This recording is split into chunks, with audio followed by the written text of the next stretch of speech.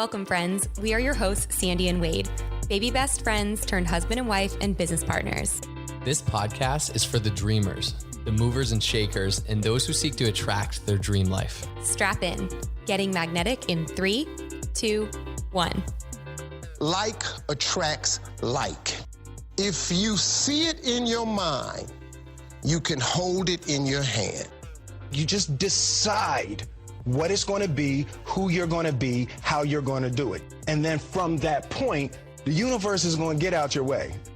This moment in time, this is your time to rise.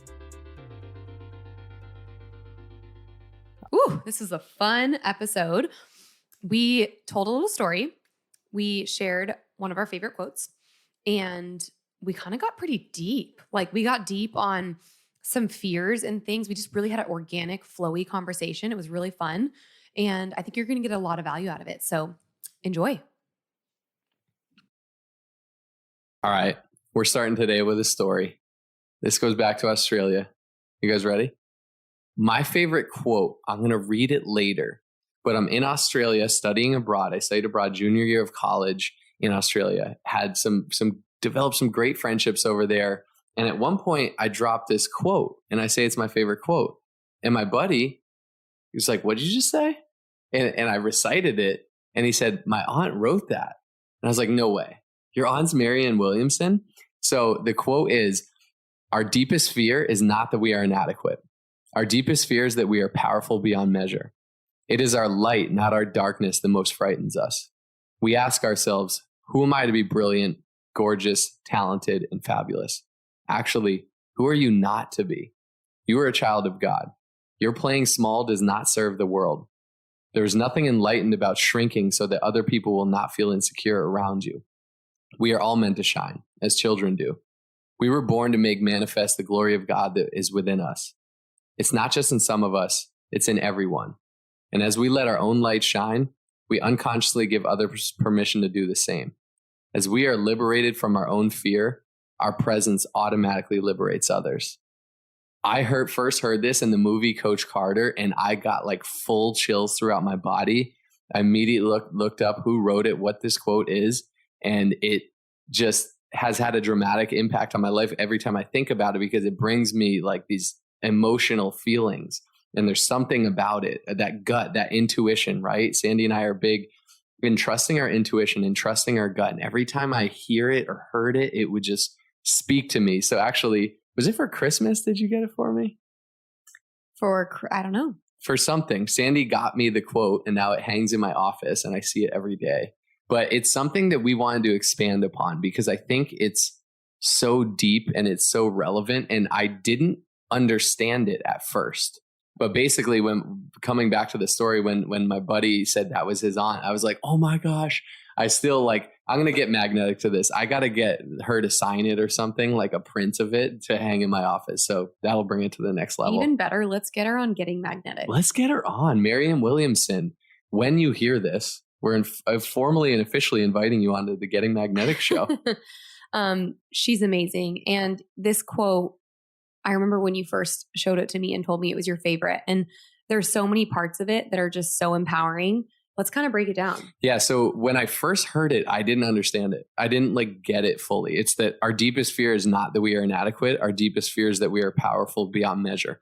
Just breaking that down, I think we think, right, that our deepest fear is that I'll fail or I'm inadequate or I'm not good enough. This is actually saying it's actually not that. It's not that we're inadequate. Our deepest fear is that we are powerful beyond measure. That's what we're more scared of, our power, our potential. Unwrap that for me. What does that mean to you? Exactly what you're saying. I mean, it's just mic drop on everything you're saying. So I think it's instead of oh my gosh, I'm so scared. My deepest fear is failing at something.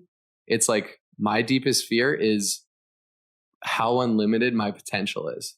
And it's wow, I have this unlimited power and potential inside of me, but I know that to unlock and unleash that, it's going to take a lot. It's going to take a lot of commitment and dedication and consistency and all the things. And I'm scared of that. And I think I heard this from, Les Brown? He said the richest place is the graveyard because humans, we go through life and we have these ideas and passions and things we want to pursue, but we never take action on them. And so the place richest with ideas and inventions that were never made and all these things is the graveyard. And that's because our deepest fears were powerful beyond measure. We have that power inside of us. It's acting on it. So it's not actually that we're inadequate or that we'll fail. So I think unwrapping that was huge for me. So let's keep going. It is our light, not our darkness, that most frightens us. We ask ourselves, who am I to be brilliant, gorgeous, talented, and fabulous? Actually, who are you not to be? That right there is so empowering to me, because it's so easy to look at others and be like, they're brilliant, they're gorgeous, they're talented, they're fabulous. But so often when we think about ourselves, we don't see ourselves the same way people see us. We see ourselves as lesser, or we want to shrink. And I love that this is like flipping the script, right? And then it goes on, you are a child of God. Your playing small does not serve the world. There is nothing enlightened about shrinking so that other people will not feel insecure around you. I want to unwrap that. That is so powerful. And that is huge. I think we've all felt that, where you have these dreams or aspirations or things you want to achieve or do, or places you want to travel or whatever it might be, and you share it, and others are maybe have some sort of reaction that makes you feel like, am I not? Like, I should play smaller. Yeah. What am I thinking? Maybe I shouldn't say that out loud. And then you keep it inside, or you box it up. And it's like, no, there's literally, like she says, there is nothing enlightened about shrinking so that other people will not feel insecure around you. I think that's huge, because I think it's something we've all done. I know it's something I've done in my life, where, like, let's say you have this big idea or vision or whatever, or you have this thing that you want to reach for, but you might be at a dinner or something, or you're around people that might think it's crazy. We shrink often to our surroundings, to our environment, to who we are hanging out with. We always hear you're the average of the 5 people you surround yourself with. When you surround yourself with dreamers and people who are moving and shaking and doing things like by osmosis, by proximity, that's going to be you. If you're surrounded by people who are like complain about life and all the things, that's going to be you too. So oftentimes we'll shrink to those around us, but our playing small doesn't serve the world. There's only one you in the world. And I truly believe we're all unique, and we're here for a different reason, and we have a different purpose. I love the quote. There's 2 life-changing days in our life, the day we're born and the day we figure out why. And when you figure out why you're here, that is like earth-shattering. And it's your duty and responsibility not to play small. There's nothing enlightened about shrinking that purpose, that vision, that passion, your life, what you feel like you're meant to do, so that other people won't feel insecure around you. Oh, I better not start that business. I better not go after this idea. It'll make my family or my roommate or my spouse or my whoever, like, it'll make them feel bad that I'm doing this, or I signed up for the marathon, or whatever it is. Earlier this week, Wade and I were at a business launch of a friend who is launching her business, and her husband is away in the military, hasn't seen him in months. And so she's raising her sweet little daughter, a lot of it on her own. And at her launch, she was telling everyone there why she started her business. And she said, my ultimate dream is to bring home my husband so that military doesn't have to keep our family separate. Like, that's why I'm building this business. Mm-hmm. And I couldn't help but notice 2 people audibly laughed out loud, as if just like, that's never going to happen. Mm-hmm. Like, you're not going to build your online home-based business big enough to bring your husband home from his military salary. And I literally audibly spoke out loud. I said, that is absolutely tangible. I just had to reinforce her dream, because I felt in that moment like she maybe felt like she had to shrink just because other people were making her feel insecure. Or I don't know if they made her feel insecure, but it was just like kind of, I think human beings naturally do that. We tend to bounce back to like, oh, what's realistic? Mm-hmm. But it reminds me of this quote. Like, that moment happened this week, and it literally just reminds me of this. So true. Yeah. And it's easy to shrink into other people, just to people please and make sure they feel good. But like, it's your duty not to. It's your duty to play big into who you truly are. And then the end of the quote is, as we let our own light shine, we unconsciously give others permission to do the same. As we are liberated from our own fear, our presence automatically liberates others. That couldn't ring more true. We see that every day almost in our business, in our life, where as you go for it, go for the thing that you want to do, go start the business, build the business, bring, your spouse home from the military, train for the Ironman, go do the Ironman, whatever it is, like put that thing in your life that you really want to do.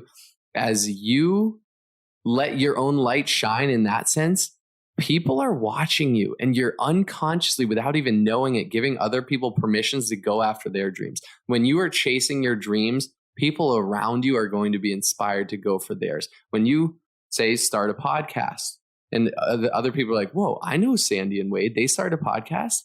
It liberates them from their fears of maybe like, I'm not good enough. Like, wait, I can do it. I can do this too. As we're liberated from our own fears, our presence automatically liberates others. Where do you see examples of that? Or what do you think about that? I love that. It's so good. I think we rise by lifting others, and we all rely on each other, right? We're inspired every single day by people that don't even know it. And we inspire people every single day that don't even know it, right? Every single one of you listening, you might not even know it, but the way that you're living, the way that you show up in the world, it inspires people around you every day.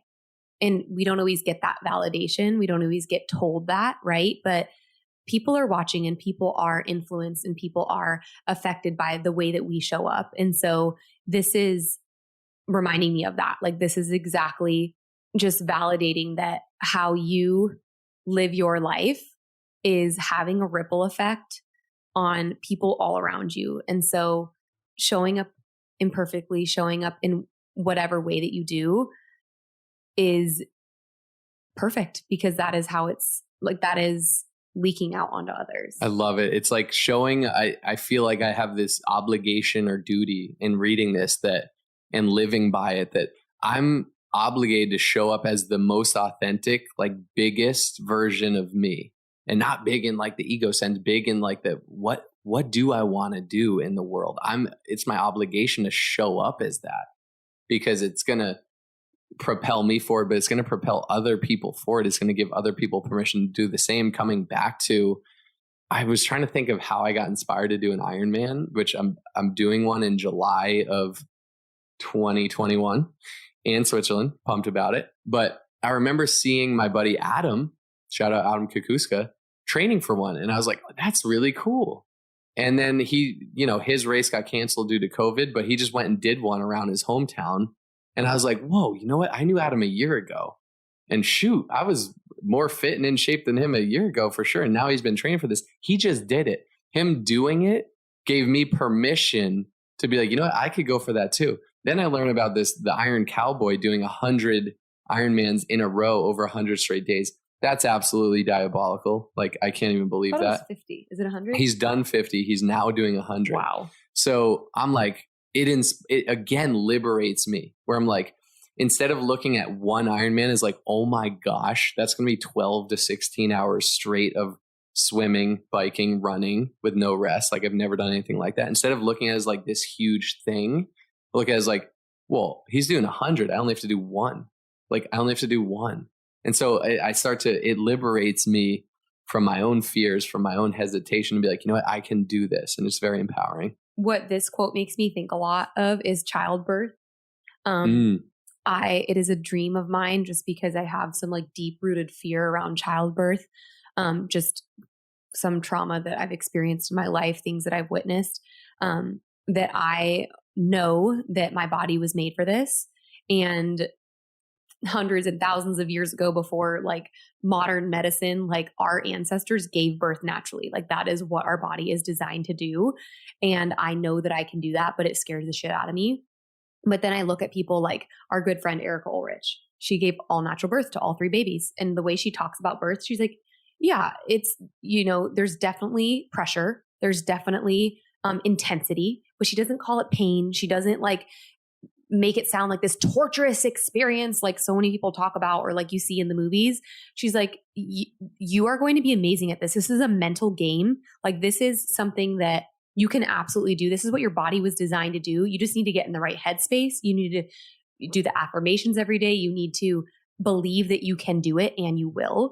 And when I think of this quote, it reminds me of that, because like my deepest fear is that I am powerful beyond measure. My deepest fear is like it's all tied in. Like my deepest fear is giving all natural childbirth, but then it's also that I'm going to rock it and then be like, why was I scared of that my whole life? Like that was the most empowering, beautiful thing I've ever done. And that's exactly what I was designed to do. And like, I don't know. That's what I think of with this quote. That is amazing. Oh my gosh. But seeing Erica and like Kelly Junie and gosh, I could name off Brooklyn Powell. I know so many good friends that Inessa Kabovitz or Solo. I have so many friends that have done this, and I'm not judging people that don't desire to give all natural childbirth or that get C-sections or epidurals. Getting a baby here healthy and happy is the number one priority. For me, I want to break through this limiting belief that birth could literally kill me and the baby. And I want to have this empowering experience that like, I'm going to rock this. So this quote, like, it's what you were just talking about, like seeing other people accomplish something is like, okay, it has been done before. Mm-hmm. I can do it too. Mm-hmm. It's funny because as you were talking, before you even brought that up, I was just going to spring on you and ask you, like, what's your deepest fear? Is it giving all natural childbirth? I mean, I'm working through that. I don't want to affirm that. Yeah. But it's definitely, I mean, it's okay because that can be a driving force. How would you feel of an 8-pound thing coming out of a small hole in your body? It might be my deepest fear, but we're both working through, because like I still think about, I'm like, oh my gosh, I don't even have to have the baby come out. And it's So would you say that's it at this point in your life? Yeah. And then let's like go deep into that. Like the fear, is it due to inadequacy or due to the power, the possibility, the potential? Like what is the fear based in? I think pain. And like, with my experience watching my sister give birth, like I thought she was going to die. And I'd seen her give birth before and it was like a smooth move. And then the second time I watched it, it was a very different experience. And I thought she was going to die. I thought the baby was going to die. It was a very different experience. So it triggered a lot in me. And I had to go to PTSD therapy. I had to do EMDR therapy. I told you for months I didn't want to have babies anymore. And I was like, you and I are a great thing. Like, let's keep a good thing going. Why would we complicate things and introduce babies into our life? Like, and then you and I had all that like trauma in our marriage. Actually, we weren't even married yet. Just around that. And so I think it's just this like made up story that it could go like, why go through something that could potentially like ruin it all? Like death, right? Like there is that like fear. Right. But I also just feel like it will be this ultimate breakthrough moment for me. Like if I can do that, I can do anything. And yeah, to just take that in and look at it and through your prior experiences, but understanding now you want to go and do it all natural and know that you can. It's almost like you're grounding yourself in the fear. But then you're saying like, I am powerful beyond measure, and pressure makes diamonds, right? I would think that the reason there's so much that goes into birthing a new life, a new baby, because it's an absolute miracle, and anything worthwhile, right, isn't just easy snap of a fingers, whether it's growing a baby in your body for 10 months or 9-10 months, or actually the experience of having the baby. And it is that like moms are like the best athletes in the world. I've talked to a few sports scientists, sports psychologists, chiropractors, different people, and I've read up on it. And it's like what a mother goes through, that's a whole nother topic, is the equivalent of like an Olympian training for his craft or her craft for 4, 8, 12 years. And it's like that experience of growing the baby and having the baby. So quick shout out to all the moms out there. You guys are incredible. You make the world go round. You are equivalent to Olympic athletes as far as giving birth. And so I think, but coming back to seeing you're turning the fear, and I know pain drives you, and it drives both of us, and it drives most people, the fear and the pain of that into like, wait, I am powerful. I'm going to do this the way I want, the way I feel like my body was meant to do it. Let's rock.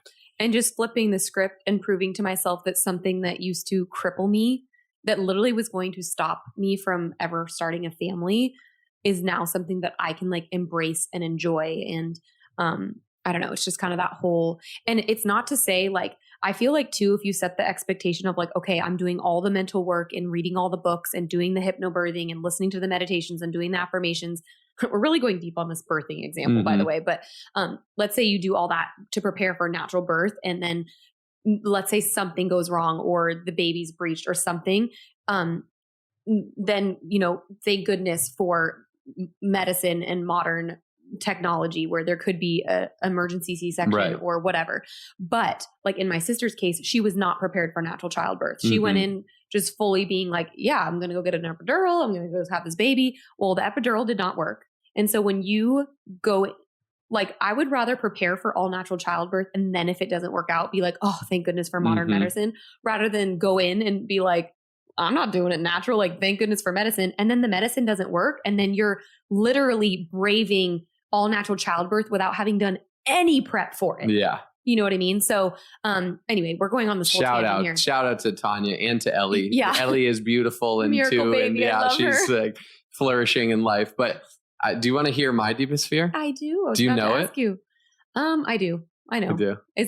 Is it like being mediocre? Oh, there she's making fun of me. She's like fear. Fear is that's my deepest fear. Like you would cry in a corner over it? My deepest driving. No, I don't like wouldn't fear. Cry in a corner for probably anything in my life. But if we deal with fear differently, maybe. Okay. My deepest rooted underlying fear is living an average mediocre life. And I know that sounds arrogant, it sounds egotistical, but that's what I've identified. And it's been since a young child, like a young kid. There's always this like, I want to be unique. I want to stand out. I wanted this. The last thing I want to do is just kind of drift through life. And I think that's probably a lot of people though. And what I realized, the fear is not rooted in the inadequacy. Like, oh, I'll be inadequate if I just float through life and average and mediocre and doing whatever and just doing enough to get by day. The fear is rooted in, gosh, I know I was made for more. I know I was made for certain things. And the fear is like, wow, I got to chase that. And that's not going to be easy because to be unique, to stand out, to live into your purpose, to do all the things, like when you get out of line, right? When you step out of what's typical or the norms, you're going to get a lot of resistance. You're going to put a lot of obstacles in your life. And that's where the fear lies. Like, whoa, I have all this power within me, but it's going to take a lot of work to unleash that, to unlock my potential. Like, can we ever live up to our potential? I don't know, but it's always that growth, that striving towards it. I love hearing Matthew McConaughey always say, my hero is me 10 years from now. My hero, say I'm 31 right now. My hero is me when I'm 41. Like, who am I then? That's who I'm chasing. That's who I'm looking to live into. That's who I'm like, I don't know if it's competing with. That's who I look up to. And so then it's like, that's my potential. I got to live into that. I got to move towards it. So that's my deepest fear. I feel like we think of it differently because outside of giving all natural childbirth, my biggest fear is losing you. Like, that's a fear. Like, we're thinking of fear differently. Like, I'm talking of fear that's like, would make me collapse to the floor, screaming and desperate, like having lost a close family member and knowing what that's like the thought of ever having to go through that trauma again and losing someone like you that I'm like building my life with, or God forbid my siblings or my dad or close friends, like just loss of someone close to you is like one of my biggest fears because I've lived it before and I literally thought it was going to kill me from so much pain. So for me, like, I understand what you're saying, but it just doesn't resonate. Right. And that's fine. And I think what we realized from our Enneagram testing back to last week is how different we are and how different things, like my brain doesn't even go to fears. Like I don't like, I would say my deepest fear probably is losing you too. Like I can't even fathom that. My brain doesn't even go there. Like it won't even go there. And maybe that means it's my deepest fear, but it doesn't even accept, acknowledge, go there, anything. And it's like my natural wiring. And I'm understanding that more from the Enneagram testing. But anyways, how should we wrap this up? Let's wrap it up inspiring and firing people up. Let's wrap it up. Okay. So this quote, it just has so much goodness wrapped up in it. Should we run it back? I feel like you should read it. I'm going to read it in my peaceful voice. Okay. Are you ready? Yeah. Okay. Our deepest fear is not that we are inadequate. Our deepest fear is that we are powerful beyond measure. It is our light, not our darkness, that most frightens us. We ask ourselves, who am I to be brilliant, gorgeous, talented, and fabulous? Actually, who are you not to be? You are a child of God. Your playing small does not serve the world. There is nothing enlightening about shrinking so that other people will not feel insecure around you. We are all meant to shine, as children do. We are born to make manifest the glory of God that is within us. It is not just in some of us, it is in all of us. And as we let our own light shine, we unconsciously give others permission to do the same. As we are liberated from our own fear, our presence automatically liberates others. Boom. Mic drop. There it is. Anyways, go out there. Go live into you. Go live into you. It'll empower other people. Liberate yourself from your own fears, and you'll give others permission to do the same. I love it. I love the message. We love spending time with you guys. Thanks for hanging out with us. You might be thinking, gosh, what is my deepest fear? And what is that grounded in? Where is it stemming from? If you got value out of today's episode, can I ask you a favor? Will you share it? Will you share it on social media? Will you send it to a friend? Will you leave, if you love Getting Magnetic, if it adds value to your life, will you do me a quick favor, pull over, do whatever, stop whatever you're doing right now and give us a rating, review it on Apple Podcasts or Spotify, wherever you listen. And we appreciate you. And thank you. Have a magnetic day. Only those that can see the invisible can do the impossible. So remember, you are magnetic.